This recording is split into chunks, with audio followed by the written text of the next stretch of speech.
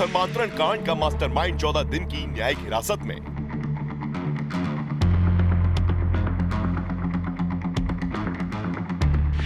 पूछताछ में खुलासा, कई जिलों में फैला है जिम धर्मांतरण रैकेट।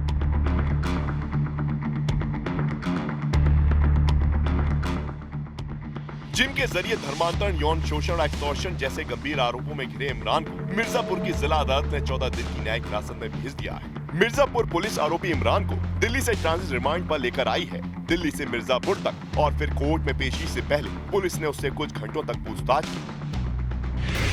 पुलिस सूत्रों के मुताबिक पूछताछ के दौरान इमरान ज्यादातर सवालों पर चुप्पी साधे रहा, लेकिन उसने ये मान लिया कि उसका नेटवर्क केवल मिर्जापुर तक सीमित नहीं है और सिंडिकेट के सदस्य पड़ोसी जिलों में भी सक्रिय हैं।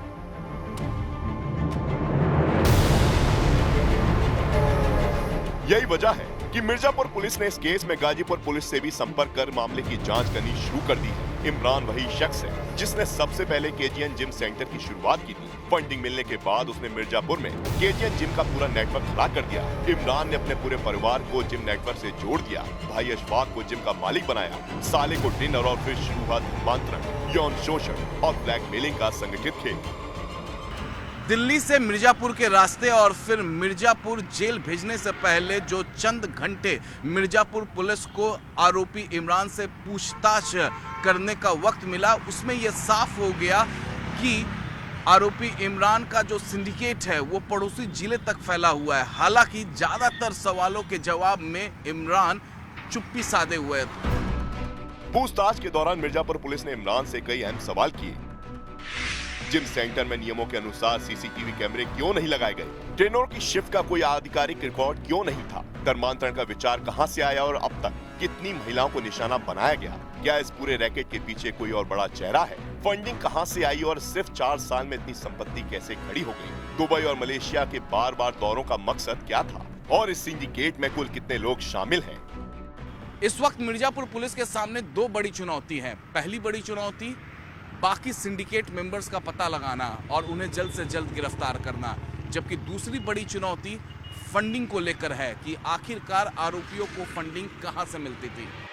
जांच में यह भी सामने आया कि आरोपी इमरान एक प्रॉपर्टी डीलिंग कंपनी का मालिक है जो कानपुर के पते पर रजिस्टर्ड है, लेकिन उसका संचालन मिर्जापुर से किया जा रहा था। इमरान के खिलाफ पहले से ही कई मुकदमे दर्ज हैं और वो कई लग्जरी गाड़ियों का मालिक बताया जा रहा है। पुलिस ही नहीं बल्कि उसके पड़ोसी भी इस बात से हैरान है कि अचानक उसके पास इतनी बड़ी रकम और संपत्ति कहां से आई। जो जानकारी थी सर कि ये जिम के धंधे से जुड़े थे और जिम में जिस तरीके से आरोप लगा रहे हैं धर्मांतरण की, हिंदू लड़कियों का फोटोग्राफ वगैरह, उसको लेकर क्या आप? इसका सर मेरा मिर्जापुर जिला प्रशासन से सविनय निवेदन है कि इस जो ये जिम जिहाद शुरू हुआ है इसकी निष्पक्ष जांच करा के उचित कार्रवाई करें। मिर्जापुर पुलिस की सतर्कता के चलते आरोपी इमरान को दिल्ली इंटरनेशनल एयरपोर्ट से गिरफ्तार किया गया। अब पुलिस जिम से जुड़े करीब 20 बैंक अकाउंट्स, इमरान की कंपनी और उसके पर्सनल अकाउंट्स की गहराई से जांच कर रही है। पुलिस अधिकारियों का कहना है कि इस केस में आगे और भी गिरफ्तारियां तय हैं और बैंक ट्रांजैक्शन से जुड़े खुलासे हो सकते हैं। फिलहाल आरोपी इमरान का भाई अशफाक फरार है, जिसकी तलाश में पुलिस की टीमें लगातार दबिश दे रही हैं। पुलिस का दावा है कि अशफाक की गिरफ्तारी भी जल्द की जाएगी।